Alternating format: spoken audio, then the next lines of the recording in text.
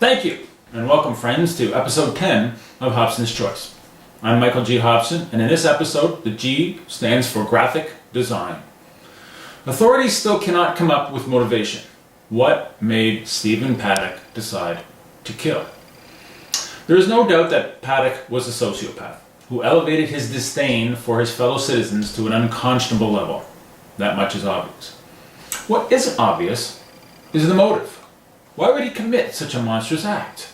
The authorities can't find a reason. They can't find that trigger moment. What if there isn't one? What if there wasn't a single incident that created this monster? What if he committed the crime simply because he could? Now, when piecing together the course of events that led to such a horrendous act, a certain number of suppositions need to be included in the hypothesis. The man was a very private citizen. There's not much for the authorities to go on, other than he had money, he was a successful businessman, earning most of his money in real estate.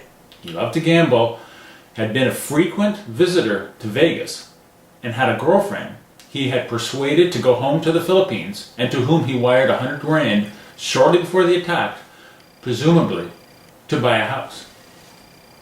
Build a motive from that. There is one fact here. No one should be able to acquire or construct enough automatic weaponry to arm a militia. Second Amendment that. But constructing a motive? This is when the suppositions come in. They're looking for a moment, an event, an incident that caused him to change, to decide that being a solid American citizen wasn't enough anymore. And it was an incident or event that caused him to seek violence, a catastrophe. Perhaps for ego, as much as for purpose. Apparently that moment never happened. And you can believe they're looking. They want to find a reason. They need to find a reason. It's the only way for people to understand such a heinous act. If there's a reason, a motive, a hatred for some people, then it can be explained away. But if there isn't one. So for now, we'll suppose there's no motive. What if it is all ego? What if he wanted to design and execute the perfect crime, like a TV show or a movie?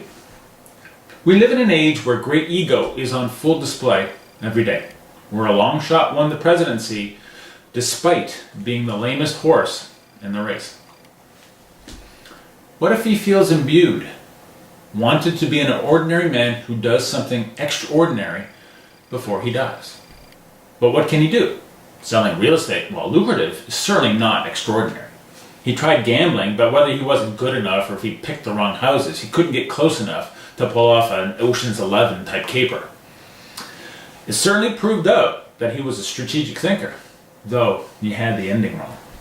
He had obviously grown tired of the gambling and the collecting of guns and decided he wanted to put those guns to use. The prize? To be the man who pulled off the largest mass shooting in U.S. history, an event equaled by his own brilliant escape. Once the killings were accomplished, and with the jet fuel tanks in his car exploding and causing a diversion, he could walk out of the room with only a backpack strapped around his shoulder, take an elevator to the lobby, walk outside, hail a cab for the airport, grab a plane for the Philippines and a reunion with his girlfriend. And it is there he could read and watch the reports, infused with the glory of being a man who will go down in history as having accomplished something extraordinary. He knocked out 2 windows, one to fire on the crowd and the other to fire on the jet fuel tanks. But the tanks didn't explode. And the cameras he had set up to keep watching the hallway showed that it was not 1 or 2 guards or the police who approached his room. It was a SWAT team. His crime was not racially motivated. This was a white man killing white people. Unless living with an immigrant woman had turned his hatred toward his oppressors, knowing that a country music festival would attract a high percentage of white people, it gave him the best opportunity to slaughter his own kind. Now, I don't believe that supposition. He had researched other cities and other festivals with various styles of music before deciding that Vegas provided the best setting. He was a soldier executing the plan that he, as the general, had designed. But the tanks failed to explode, and he didn't have the opportunity to use the bullet he had targeted for the explosives in his car. His backup plan for escape? before the door was breached, ended. Now again, that is all supposition. But if there isn't a motive, the authorities will need to look at why there isn't one, and whether this era of brash, superficial talk and action infected him, and he had ingested it like a poison pill. To quote the famous explorer George Mallory, when asked why he would risk his life to climb Mount Everest, "Because it's there," he said. Because it's there. Till next time, my friends, be well.